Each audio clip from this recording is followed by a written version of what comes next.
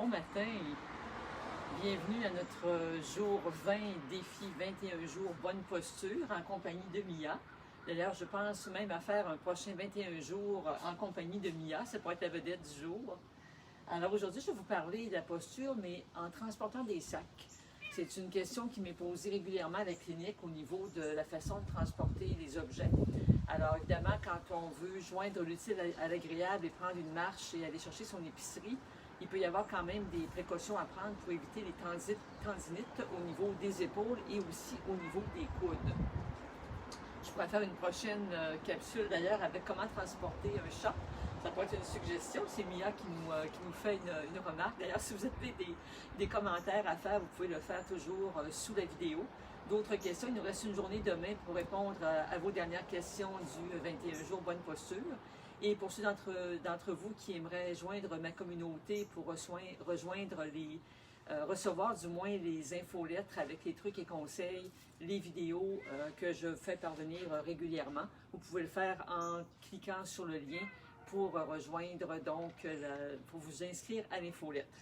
Alors, pour ce qui est de transporter les sacs, évidemment, on peut toujours avoir un sac, arriver à l'épicerie avec un seul sac. C'est sûr que la tendance, c'est de vouloir le remplir le plus possible, mais ce qui va arriver, évidemment, c'est que lorsqu'on tourne chez soi, on a le poids seulement d'un côté.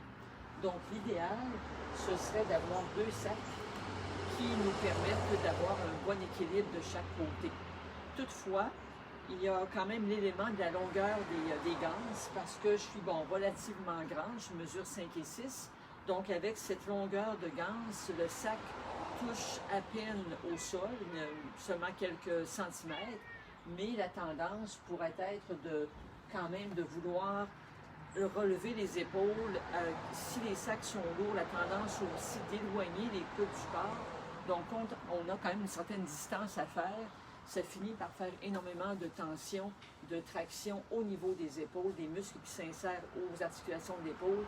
Même chose pour les muscles qui s'insèrent aux articulations du coude, ce qui fait qu'à la longue, on peut sentir un chauffement, une brûlure et développer des tendinites si ces gestes-là sont trop répétitifs et que les charges sont trop lourdes et que votre distance pour vous retourner à la maison est beaucoup trop longue. Donc, différentes solutions s'offrent à vous. D'une part, on doit apporter un sac à dos pour placer les objets plus lourds, ce qui fait que déjà on a une charge qui est absorbée par le corps lui-même, qui est plus apte à transporter les charges lourdes.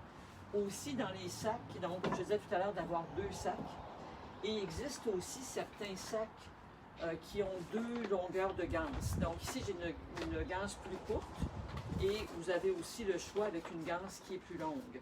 Donc pour ceux d'entre vous qui seraient moins grands, ou quand même pour une bonne distance, quand le sac est lourd, j'aurais donc un deuxième sac, comme je le disais, pour prévenir le fait d'être débalancé d'un côté.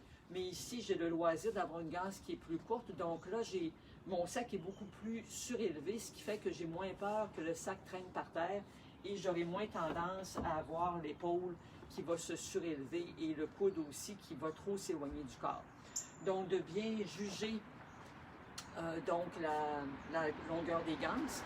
Et c'est sûr que c'est comme un sac à main, nous les dames, plus il est gros, plus on veut en mettre dedans.